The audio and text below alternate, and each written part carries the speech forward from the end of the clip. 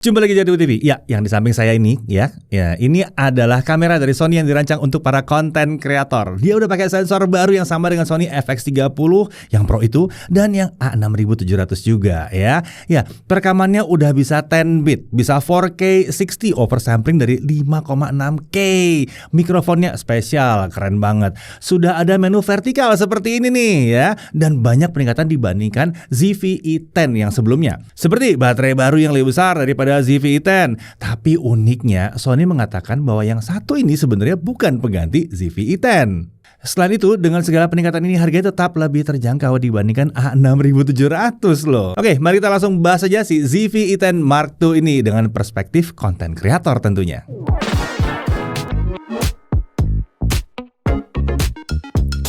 Ya, perhatikan bahwa kami akan bahas Sony ZV-E10 Mark II ini sebagai kamera untuk konten kreator. Sony sendiri melihat bahwa ZV-E10 Mark II ini sebagai kamera untuk kreator yang sedang berkembang dan memposisikannya di atas ZV-E10 yang terdahulu. Jadi nggak tepat dibilang sebagai penggantinya. Mungkin targetnya adalah yang sudah pernah pakai kamera versi terjangkau dan sekarang mau naik kelas, tapi belum merasa membutuhkan kamera kelas profesional seperti keluarganya A7S gitu. Tentunya budget jadi salah satu hal yang diperhatikan oleh kreator di level ini. Nah, kami sendiri melihat bahwa kamera ini sebenarnya bisa cocok untuk kreator yang awalnya mengandalkan smartphone dan ingin meningkatkan kualitas dari hasil perekaman videonya. Dan pastinya ingin memastikan bahwa kameranya bisa memenuhi kebutuhannya di masa mendatang yang mungkin butuh kualitas dan fitur yang lebih banyak lagi. Intinya, kreator yang dananya nggak besar-besar amat tapi ingin dapat banyak kemampuan ya. Jadi besar harapan kami bahwa kamera ini akan cukup mudah digunakan kalian yang biasanya menggunakan smartphone untuk konten. Nah, udah paham sudut pandang kami ya. Jadi kami bukan melihat kamera ini dari sisi kebutuhan para kameramen profesional. Oke, rasanya sebelum kita mulai perlu diingatkan bahwa kamera ini adalah sebuah kamera mirrorless yang bisa diganti-ganti lensanya ya. Jadi bisa memanfaatkan lensa dari Sony maupun yang dirancang untuk kamera Sony. Mau ultrawide, fisheye, sampai tele super panjang, bisa semuanya. Kamera ini menggunakan sensor tipe APS-C yang berarti meskipun kamera ini bisa memanfaatkan lensa yang sama dengan kamera bersensor full frame yang lebih besar, tapi tentunya sudut pandangnya akan jadi lebih sempit. Jadi lensa 16mm misalnya di full frame itu akan terasa seperti lensa 24mm di kamera bersensor APS-C dengan crop factor 1,5 kali ini. Keuntungan kamera dengan sensor ini adalah tentunya bodinya yang lebih ringkas dan biasanya harganya yang lebih terjangkau. Nah, sensor APS-C ini tentunya berukuran di bawah full frame tapi lebih besar dibandingkan sensor Micro Four Thirds dan lumayan jauh lebih besar dibandingkan sensor 1 inci pada kamera yang lebih terjangkau lagi. Jangan bandingkan dengan sensor smartphone ya, itu jelas jauh lebih kecil. Yang ini jauh lebih besar, jadi potensi kualitasnya pun jauh lebebih tinggi. Oke, kami menerima kamera ini dalam paket yang minimalis ya. Di dalamnya ada kameranya si ZV-E10 Mark II, lalu ada lensa Sony EPZ 16-50mm f3.5 sampai 5,6 OSS2. Ini adalah lensa dengan motor zoom dan optical image stabilizer ya. Ini lens kit baru ya. Nanti kita bahas sedikit lebih jauh ya. Lalu ada baterai NP-FZ100. Ini baterai yang jelas lebih besar dibandingkan baterai yang dipakai di ZV-E10 yang sebelumnya yang hanya bisa merekam sampai 80 menit. Yang ini mengizinkan aktivitas perekaman video Full HD kumulatif sampai 130 menit, lebih dari 2 jam dengan sekali pengisian. Bahkan kalau continuous recording yang ringan ya, baterai ini harusnya bisa handle sampai 195 menit. Ini menurut Cipa ya. Kemudian di sini ada windscreen untuk menutupi mikrofon yang suka disebut dead cat itu, dan ada sebuah kamera strap. Di sini kami tidak menemukan adanya charger untuk baterai. Jadi pengisian baterai bisa dilakukan dengan menggunakan charger USB Type-C dengan baterai di dalam kamera. Jadi terasa seperti pakai smartphone nggak ya? Tapi tentu saja kalau kita mau beli charger khusus baterai dan baterai cadangannya ada kok dari Sony. Nah, melihat paket penjualannya kami rasa akan sangat pas banget kalau kali ini kami menguji ZV-E10 Mark II ini hanya dengan apa yang ada di paket penjualannya saja. Karena pada umumnya ini yang akan digunakan oleh kreator yang baru mulai pakai kamera mirrorless. Oke, mari kita lihat bodi si ZV-E10 Mark II ini. Kita mulai dari sisi kiri ya, tentunya ada tempat untuk masang strap. Di bawahnya ada 3 pintu yang melindungi beragam port. Yang atas engsel itu pakai karet. Di dalamnya ada port 3,5mm audio jack untuk mikrofon. Dan ada konektor USB Type-C. Ini bisa untuk charging dan untuk konektivitas ke smartphone dan komputer juga bisa. Yang tengah ini pakai engsel beneran. Di dalamnya ada slot untuk SD card ya. Di bagian bawah engselnya pakai karet lagi nih. Di dalamnya ada port 3,5mm untuk audio jack headphone ya, buat monitoring audio. Kemudian ada mini HDMI port, jadi konektivitasnya lengkap di sini. Nah, sekarang kita beralih ke atas, dari kiri ke kanan. Di sini ada lampu indikator perekaman, di belakangnya ada indikator sensor plane. Di kanannya kita lihat ada hot shoe untuk memasang flash dan bisa juga untuk beragam aksesoris lainnya seperti mikrofon khusus misalnya ya. Karena di dalamnya memang ada konektor khusus tuh di dalamnya tuh. Geserkan dikit, ini adalah mikrofon built-in yang isinya ada 3 modul. Mikrofon ini seharusnya bisa sangat bersaing dengan mic yang ada di smartphone terbaik sekalipun. Jadi bukan mic yang asal ada doang. Nah, kalau kita mau masang windscreen atau yang sering disebut sebagai dead cat itu ya, yang bawaannya ini harus menggunakan dudukan hot shoe. Ini disayangkan karena kita jadi tidak bisa memakai hot shoe ini. Solusinya kita bisa nambahin cage kalau memang banyak menggunakan aksesoris tambahan. Oke, beralih ke kanan lagi. Di sini adalah switch untuk mode perekaman. Ada untuk pemotretan atau still dan perekaman video atau movie. Lalu ada mode SNQ atau slow and quick yang kali ini sudah terpisah dari movie ya. Kemudian di sisi kanannya ini adalah tombol perekaman video. Ini adalah tombol background defocus yang bisa diganti fungsinya, ditandai dengan C1 di sini.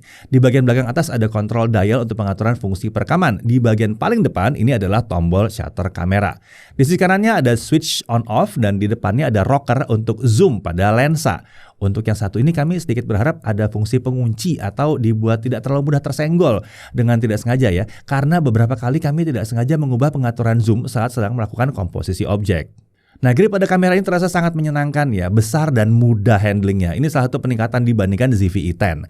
Beralih ke sisi depan, pada dasarnya hanya ada tombol untuk ngerilis lensa doang di sini. Sementara di sisi kanannya kosong, hanya ada dudukan strap sisi kanan saja. Ya, tentunya ada lensa di sini terpasang, tapi itu kan dibahas nanti. Nah, beralih ke sisi belakang kamera. Paling atas ada tombol menu. Ini untuk mengakses menu yang kali ini sudah menggunakan layout baru dari Sony. Menurut kami menu ini sangat nyaman digunakan dan tata letaknya jauh lebih menyenangkan dibandingkan menu sebelumnya. Di sisi kanannya ada tempat dudukan untuk jempol kita. Nah, dudukan ini dibentuk sedemikian rupa supaya grip kita bisa kokoh. Kemudian di bawahnya saat perekaman ini adalah tombol function atau FN yang tentunya membuka setting cepat kamera ini tanpa perlu masuk ke dalam menu utama. Nah, kalau dalam mode view, tombol ini berfungsi untuk mengirim gambar atau video ke smartphone kita. Turun ke bawah lagi, ini ada tombol putar atau dial untuk pengaturan parameter fungsi kamera. Dial ini sekaligus berfungsi seperti D-pad ya. Ini khas Sony banget sih ini ya. Tekan sisi atas untuk mengganti pengaturan display. Sisi kanan untuk akses ke ISO, kiri untuk pilihan drive atau timer. Di sisi bawah untuk exposure compensation. Ini harusnya yang paling sering kita akses. Turun ke paling bawah ada tombol untuk preview. Dan di kanannya ada tombol untuk penghapusan, tapi merangkap sebagai tombol untuk product showcase set pada saat perekaman video. Tentunya layar besar di sebelah kiri tombol-tombol tadi adalah sebuah layar sentuh yang bisa dibuka dan diarahkan ke segala penjuru. Ini adalah layar 3 inci 1,04 juta dot LCD 720x480 pixel. Dalam keadaan terlipat kita bisa milih nih layarnya mau terbuka atau mau tertutup. Saat dibuka lipatannya kita bisa mengarahkan layar ini ke atas ke bawah sesuai dengan kebutuhan. Dan yang paling penting untuk kreator adalah kita bisa arahkan layar ini ke depan untuk monitoring dan pengendalian saat mau syuting sendirian. Nah, menu perekaman pada layar ini juga bisa berorientasi vertikal ya. Nggak perlu tekan tombol apa-apa, cukup posisikan kamera secara vertikal aja. Ini salah satu peningkatan lagi di sini. Jadi kalau mau konten vertikal untuk video pendek, bisa banget di sini ya. Terakhir, mari kita lihat sisi bawahnya. Di sini tentunya ada dudukan untuk tripod yang posisinya tepat di tengah poros lensa. Sementara di sisi kanan ada tempat untuk baterai NP-FZ100. Terlihat ada pengunci berwarna biru di pojokan tuh ya. Kalau dicermati lagi di pintu baterai ini ada pintu kecil lagi nih. Ini berguna kalau kita ingin menggunakan baterai dummy yang terhubung langsung ke sumber daya. Kalau kita mau pakai kamera ini untuk streaming ke internet misalnya, bisa jadi kita butuh pintu yang satu ini.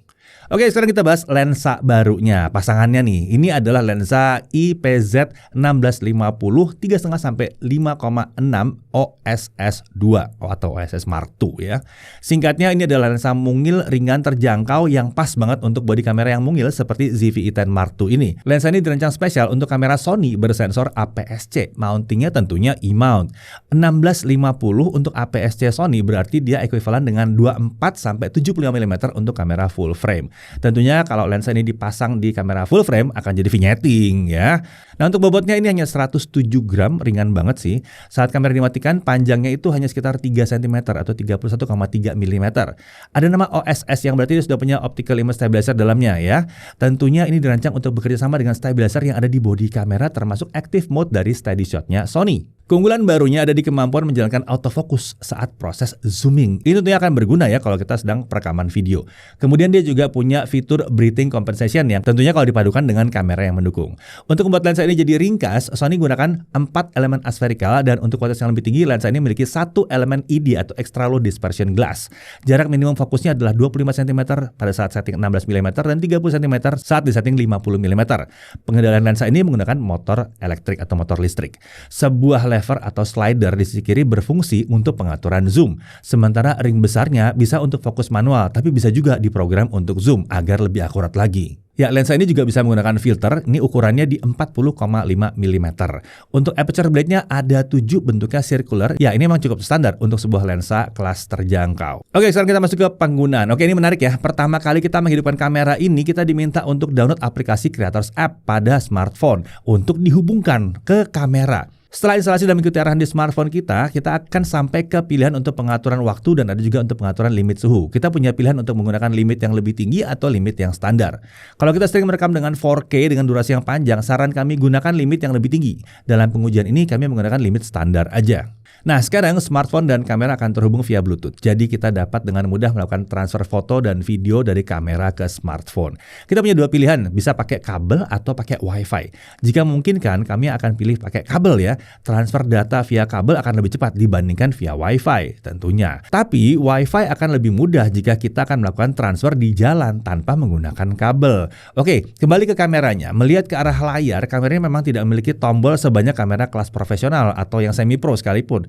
Tapi di layar kita bisa melihat ada jajaran tombol virtual di sisi kanan dan kiri. Kita bisa memilih untuk menggunakannya atau juga menghilangkannya dengan cepat untuk melakukan komposisi. Cukup swipe dari sekitar tengah lah ke arah samping dan jika dibutuhkan lagi, lakukan swipe dari sisi luar ke arah dalam. Ini mudah dan cepat. Oke, mode paling atasnya adalah full auto ya. Kita bisa pakai ini yang dia akan memilihkan mode perekaman yang dirasakan paling pas oleh si kamera secara otomatis. Akan tapi, kami akan sangat menyarankan penggunaan mode P.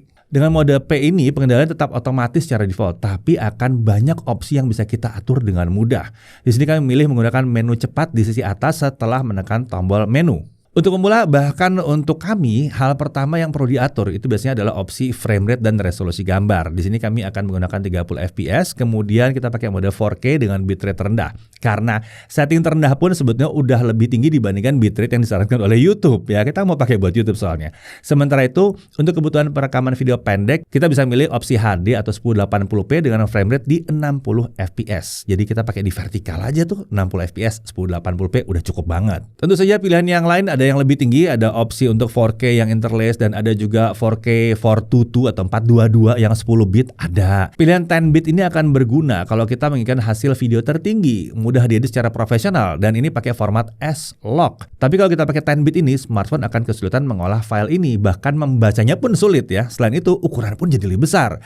Jadi untuk pemula, anggap ini sebagai opsi jika kalian sudah merasa menguasai penggunaan kamera dan editing yang basic dan ingin melanjutkan ke kualitas dan fleksibilitas editing kelas lanjutan. Oh ya, untuk 4K 30 fps ini nggak ada cropping. Sementara untuk pilihan 4K 60 fps ada sedikit cropping, cuma 1,1 kali. Jadi nyaris tidak terasa sih sebenarnya. Ya, kamera ini siap kok untuk menghasilkan video kelas atas. Terutama karena penggunaan sensor CMOS Exmor R 26 megapiksel back illuminated yang baru dan prosesor Bionic XR terkininya.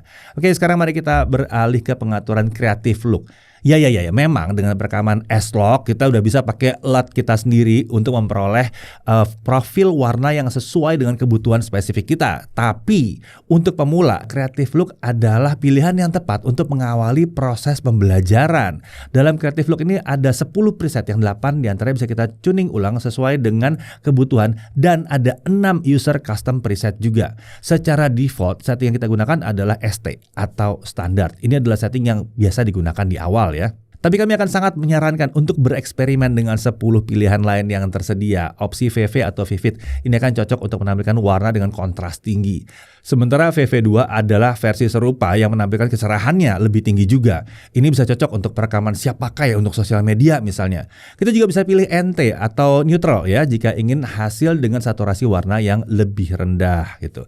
Mau penampilan seperti film bergaya Jepang? Wah, pakai SH atau soft high yang kontrasnya rendah tapi saturasi warnanya tinggi. dan langit birunya akan jadi agak-agak hijau-hijau dikit gitu ya. Nah, pastikan saja kecerahannya di set agak tinggi juga ya. Untuk pendekatan ke arah S-Lock ada juga pilihan IN atau Instant. Untuk pengguna setting lock ini sih masih terlalu berwarna sebetulnya ya. Tapi untuk pemula ini adalah setting yang memudahkan untuk color grading selanjutnya. Tentu saja kalau mau hitam putih ada juga setting BW. Nah, jika ada setting yang mendekati apa yang kita suka tapi ingin melakukan pengaturan ekstra bisa dilakukan juga. Mau ketajaman ekstra bisa, mau kontras sedikit lebih tinggi bisa. Bereksperimenlah untuk memperoleh yang paling pas. Sekarang mari kita cari setting stabilizer atau yang disebut Sony sebagai steady shot. Di sini ada 3 pilihan, ada active, ini defaultnya ya. Dengan mode ini akan ada cropping 1,4 kali di semua opsi resolusi dan frame rate kecuali kalau kita pakai 4K 60. Itu di setting tertinggi croppingnya menjadi 1,5 kali. Lalu ada pilihan untuk standar. Ini berarti kita mengaktifkan OSS atau stabilizer pada kamera ya. Optical Steady Shot ya, OSS. Tidak ada cropping di sini, tapi stabilisasi memang terbatas sejauh kemampuan lensa yang digunakan. Lalu ada off. Ini untuk mematikan semua stabilisasi. Ini bisa berguna kalau kita mau menggunakan gimbal misalnya. Jadi biar tidak ada komplikasi antara semua stabilisasi dengan stabilisasi si gimbal. Saran kami untuk bersiap untuk switching antara aktif dan standar. Karena jika ingin view lebih lebar, kita tidak bisa pakai mode aktif. Sementara kalau sedang melakukan vlogging sambil berjalan, mode aktif akan sangat membantu kestabilan. Nah, kalau kita tidak menggunakan mikrofon tambahan saat perekaman video, perhatikan tombol virtual yang satu ini. Di sini kita bisa memilih arah perekaman mikrofon internalnya. Di sini ada all direction, ini merekam dari segala penjuru. Lalu ada front, ini fokus untuk merekam suara dari arah lensa ya. Lalu rear, ini fokusnya ke suara dari arah belakang kamera. Lalu ada auto, kamera akan memilih antara front atau all direction. Jika kamera melihat ada wajah manusia di depan kamera, mikrofon akan langsung masuk ke mode front. Jika tidak, dia akan pakai all direction ya. Oke, sekarang mari kita langsung coba untuk vlogging. Oke, jadi ini adalah pengujian kameranya si Sony ZV-E10 Mark II ya. Ini saya langsung vlogging tanpa pakai macam-macam. Lensa bawaan, mikrofon bawaan, semuanya di setting standar. Kemudian setting juga di P aja. Saya kunci cuma di P aja ya. Jadi nggak ada tambahan yang aneh-aneh. Saya cuma nambahin sebuah tripod kecil aja. Oke, kalau kita jalan untuk vlogging, ini stabilisasinya standar aja ya. Dengan lensa standar, jadi nggak ada macam-macam. Coba kita bawa jalan, tentunya masih agak sedikit berguncang-guncang karena memang ya dia nggak punya stabilisasi ekstra atau IBIS, nggak ada di sini. Nah, sekarang kita coba kalau misalnya ini kita ganti jadi pakai stabilisasi yang elektroniknya kita hidupkan. Sebentar. Nah, kalau stabilisasi elektroniknya dihidupkan, ini jadinya agak nge-crop memang ya. Tapi pakai lensa standar yang 1650 ini masih nggak apa-apa kok, bisa ya. Panjangin dikit aja, pakai tripod kecil aja kayak yang saya pakai begini, nggak ada masalah. Oke, sekarang mari kita coba kalau kita jalan lagi jadinya seperti apa. Ini enak ya, autofokusnya ngunci terus di muka saya. Dan ini semua setting standar, saya belum naikin dynamic range dan lain-lain. Ini udah lumayan banget untuk sebuah kamera mirrorless.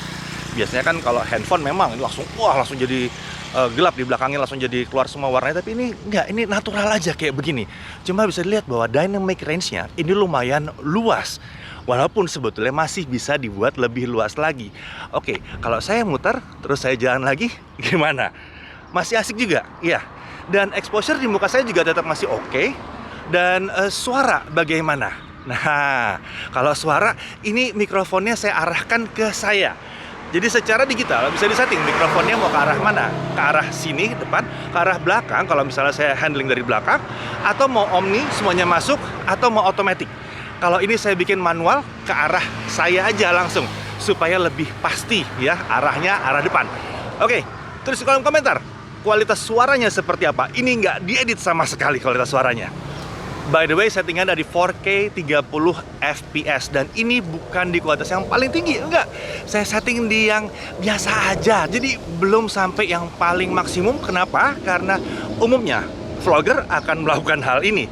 Tidak mau yang file gede-gede banget. Kalau udah serius banget nanti mungkin kalian pakai file yang gede-gede banget. Bisa, tapi yang umum ya begini-gini aja biar gampang lah di handle file-filenya ya, lebih kecil tapi kualitasnya tetap mantap. Oke, ini setting 4K 30, kita jalan tanpa stabilisasi sama sekali. Ini stabilisasinya saya matikan total. Mikrofon tetap pakai mikrofon bawaan ya. Dan di sini berangin-angin, tapi untungnya ada pelindungnya yang membuat suara angin jadi harusnya nih nggak masuk. Coba kita ganti ke stabilisasi yang standarnya.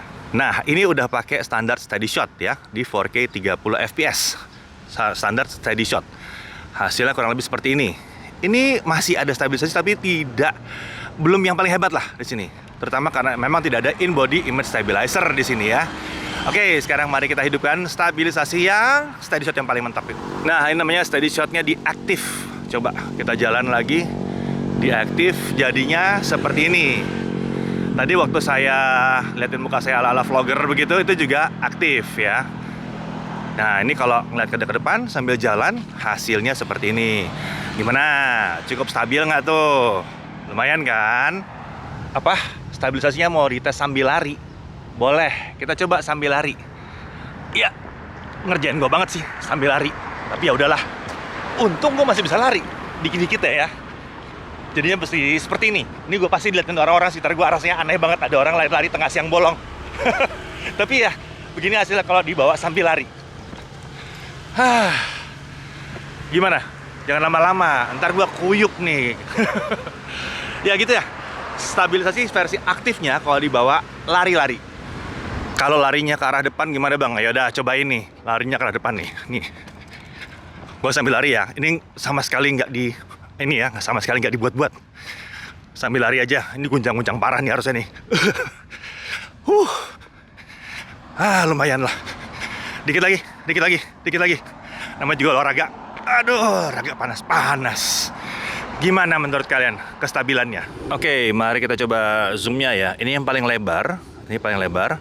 Lalu saya coba majukan pelan-pelan sampai ke tadi 16 ke 24. Nih 24. Kemudian saya maju lagi sampai sekitar berapa nih?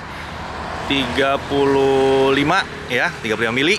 Terus maju lagi 50 mili tanpa digital zoom. Nah, kalau ini sekarang kita lanjutkan dengan digital zoom. Nah, ini mentoknya pakai digital zoom. Kurang lebih seperti ini. Ada yang ingat lebar seperti apa?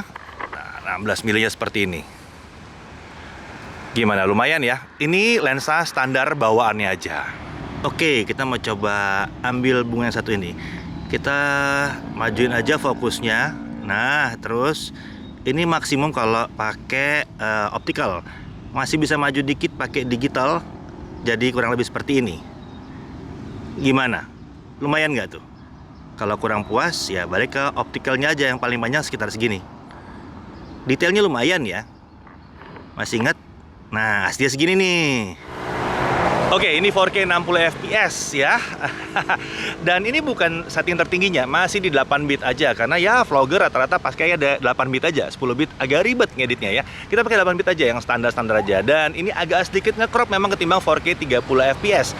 Coba kalau kita jalan, stabilisasi standarnya seperti apa di 4K 60 fps.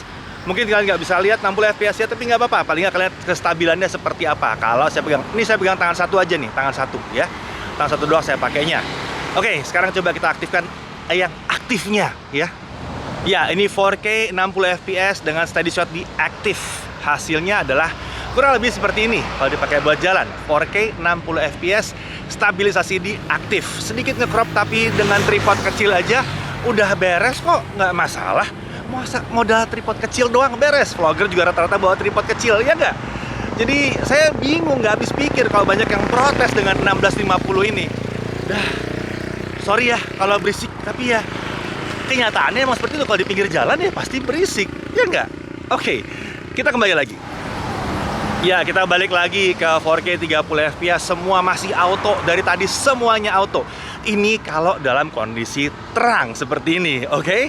Gimana menurut kalian? Tulis di kolom komentar. Oke, sekarang kita lanjut lagi. Lanjut, kalau kondisinya gelap, seperti apa sih? Yuk, kita tunggu malam dulu kali ya. Oke, sekarang udah malam ya. Lihat ya, bener ya. Udah gelap, udah gelap. Ini stabilisasinya masih di yang biasa aja ya, bukannya aktif. Kita coba jalan sekarang ala-ala vlogging, dan mikrofon tetap masih pakai bawaannya aja. Ini saya udah pindah tempat sih, nggak di tempat yang tadi lagi ya. Ya, ya kurang lebih seperti inilah kalau malam-malam hanya pakai OSS-nya aja. Nah, sekarang kita pakai active stabilizernya ya. Jadi sedikit lebih nge-crop, tapi masih bisa kok pakai tripod kecil aja masih leluasa. Dan sekarang kita coba jalan kalau malam-malam. Jadinya seperti apa? Ya ini otomatis OSS hidup dan active stabilizernya di steady shot-nya hidup ya. Jadinya kurang lebih seperti ini nih. Lumayan ya, malam-malam kayak begini masih bisa cukup stabil juga. Sekarang kita coba kalau jalan ke depan ya, ini stabilizernya di standar aja ya, jadi cuma pakai OSS-nya aja. Hasilnya ya kayak begini ya. Ya, tentu tidak akan bisa stabil-stabil amat, namanya pakai optical image stabilizer. Dan sekarang kita pakai active stabilizernya ya. Coba jalan lagi. Hasilnya adalah seperti ini. Ini lokasi ini emang agak menyulitkan buat jalan untuk stabil-stabil amat ya, karena alasnya nggak rata. Tapi ini justru jadi tempat kita ngetes kestabilan kalau malam-malam. Gimana hasilnya? Ya kalau buat malam-malam gini, ini udah di ISO 3200 sampai 4000-an.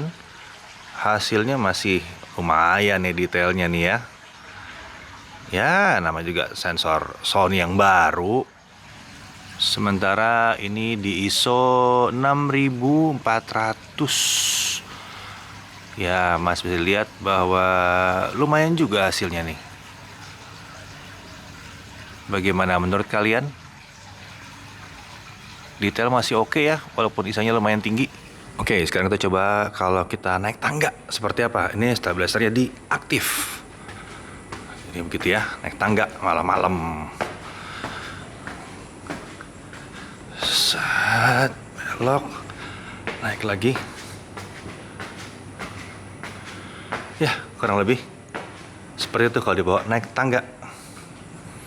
Sekarang mari kita tes trackingnya. Oke. Ini gelap-gelap agak menantang juga nih, tracking gelap-gelap. Oh, bisa lepas. Nah, itu dia dapat lagi. Kita zoom in. Kita zoom out lagi. Oke juga trackingnya ya, gelap-gelap begini. Sekarang kita lihat kalau ini nih langsung lihat lampu-lampunya aja ya. Malam-malam masih lumayan juga, flare ada tipis-tipis dari lensanya tapi nggak parah. Oke, dengan bantuan tripod kecil saja kita ternyata bisa memanfaatkan steady shot aktif ya. Ternyata lensa 1650-nya masih cukup lebar untuk vlogging kok. Uniknya, mikrofon terdengar sangat baik perekamannya ya. Ya, kalian pasti bertanya-tanya soal overheating. Apakah terjadi? Menariknya, perhatikan bahwa saat merekam di siang hari kondisinya itu panas tadi itu, panas banget. Gerah abis. Dan setting kami ada di 4K. 4K 30 ya tepatnya, ada yang 4K 60 juga. Nah, untuk perekaman yang tidak ekstra panjang, kami tidak menemukan kondisi overheating. Akan tetapi, jika yang kita lakukan adalah merekam model talking head di tempat yang bersuhu tinggi, kemungkinan itu tetap ada tadi. Perhatikan tabel yang diberikan secara resmi oleh Sony ini, ya nih tabel ini ya, sebagai acuan kalian. Intinya sih memang kalau kita melakukan perekaman continuous di dalam ruangan dengan settingan 4K 60, sangat disarankan untuk menggunakan setting limit temperatur atau auto power off temp yang high. Jadi kita bisa memperoleh sekitar setengah jam perekaman non-stop. Kalau perekamannya di 1080p sih cenderung aman di setting ini. Sampai baterainya habis juga harusnya nggak masalah ya. Nah, setelah perekaman kita bisa menggunakan zoom hingga setting clear image ya. By default ini akan tersedia sampai 2 kali. Clear image zoom ini cukup efektif membuat lensa bawaan seakan jadi bisa lebih tele lagi hingga 2 kali atau ekuivalen ke 150 mm kalau untuk di kamera yang satu ini dengan lensa bawaannya ya. Sekitar 6 kali zoom lah kalau dibandingkan di smartphone, tapi kualitasnya tinggi banget. Ada juga setting untuk 4 kali, tapi kamera saya 2 kali itu lebih pas untuk kualitas yang tetap mantap. Masalah yang kami temukan ada pada saat perekaman video. Kita harus memperhatikan saat melakukan zoom in, kualitas paling prima tetap ada kalau kita pakai zoom optikal. Sementara saat masuk ke clear image zoom, peringatannya hanya logo kecil ini aja nih. Jadi pastikan kita selalu memperhatikan logo yang kecil ini. Nah, untuk pemotretan memang kameranya tidak dilengkapi dengan mechanical shutter ya. Jadi kemungkinan efek rolling shutter dan bending itu akan ada. Tapi dari pengalaman kami jarang lah terjadi ya. Nah, berikut adalah sekilas contoh foto-foto yang kami buat.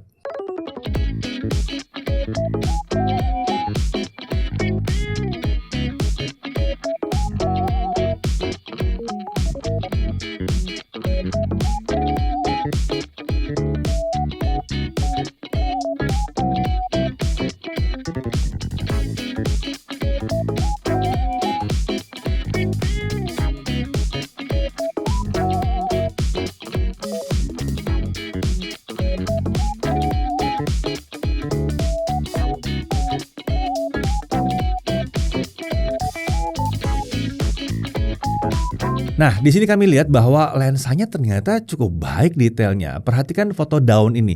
Kalau di zoom in kita bisa lihat ada lapisan pasir tipis atau mungkin garam ya yang ada di permukaan daun karena ini di pinggir pantai memang ya. Detailnya mantep banget.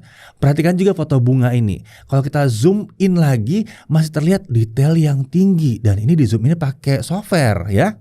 Nah, oh ya, tentunya kalau kalian ingin menggunakan kamera untuk live streaming dengan komputer tentunya juga bisa. Ada dua opsi yang bisa dipilih. Pertama, bisa pakai koneksi kabel USB-C dan kedua bisa menggunakan HDMI output. Mode ini lebih aman dari kemungkinan overheating, tapi kita butuh capture device di komputer kita. Oke, sebenarnya kita ingin banget ya rasanya bermain dengan si Sony ZV-E10 Mark II ini lebih lama lagi karena kami merasa sangat cocok dengan rendition warnanya, kesigapannya, dan kemudahan penggunaannya. Tapi rasanya videonya kan jadi panjang banget ya kalau terusin lagi ya. Jadi kita langsung aja ke harganya. Sony ZV-E10 Mark II ini hadir dengan satu varian warna saja, hanya hitam. Kamera ini tersedia dalam paket penjualan beserta lensa Sony IPZ 16-50mm 3,5 sampai 5,6 OSS2 dengan harga kisaran di 18.999.000 atau ada juga yang body only dengan harga kisaran di 16.999.000. Tentunya kami melihat bahwa ini harga yang sangat wajar untuk kemampuannya ya. Ini membuat kamera ini jadi mirrorless APS-nya dari Sony dengan sensor 26 megapiksel baru yang paling murah. Harganya lebih rendah dibandingkan Sony A6700 dan tentunya kalau dibandingkan dengan Sony FX30 padahal sensornya sama. Oke, kita masuk ke hal yang perlu diperhatikan. Pertama, tidak ada IBIS atau IBIS atau In Body Image Stabilizer. Ya, di sini jadinya ada cropping untuk active mode. Itu sekitar 1,5 sampai 1,4 kali. Tapi masih tergolong wajar, masih bisa kok dihandle pakai lens kit untuk vlogging. Kemudian tidak ada Electronic Viewfinder atau EVF. Tapi untuk kondisi yang terang banget, ada settingannya kok. Pakai settingan ini aja. Pas foto-foto di pantai itu kita pakai settingan ini, jadi terang. Kemudian di sini nggak ada mechanical shutter, udah dibahas tadi ya efeknya ya. Lalu untuk zoom switch yang ada di depan body itu rasanya agak terlalu mudah tergeser-geser. Lalu untuk tombol tidak selengkap yang diharapkan oleh fotografer atau pengguna profesional tentunya. Lalu untuk masang windscreen-nya tadi itu membuat kita tidak bisa mengakses hot shoe-nya. Kemudian untuk settingan auto di mic internal ini tidak memberitahu sedang merekam ke arah mana. Lalu by default soft skin efeknya aktif ya. Jadi itu di setting dulu lah ya. Dan by default settingnya juga adalah PAL untuk yang di Indonesia ini. Ganti ke NTSC untuk bisa mendapatkan 30 fps dan 60 fps. Kalau nggak dapatnya ntar 25 fps sama 50 ya. Kemudian overheating tentunya masih bisa terjadi kalau syuting di 4K 30 atau 4K 60 dalam jangka waktu yang lama. Tapi dalam pengujiannya sih kalau digunakan untuk konten kreator dengan gaya video masa kini yang pendek-pendek harusnya nggak ada masalah.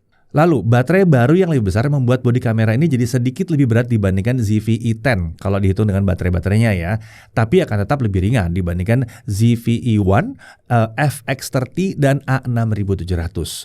Sebenarnya kalau tanpa baterai sih, ya bodinya ini sebetulnya lebih ringan dibandingkan ZV-E10. Baterainya nih yang bikin jadi lebih berat. Tapi akan kita dapat perekaman yang lebih panjang jadinya. Lalu grip besar yang berisi baterai baru ini memang enak tapi sedikit menyulitkan saat kamera dipasangkan dengan lensa yang besar. Tapi lagi-lagi kayaknya sih kreator di kelas ini harusnya sih nggak pakai lensa yang gede-gede amat. Oke, untuk hal yang kami suka ya, pertama perpaduan ZV-E10 Mark II dengan lens kit yang ringkas dan ringan. Padahal baterainya udah ditingkatkan kapasitasnya tapi tetap aja rasanya ringkas dan ringan.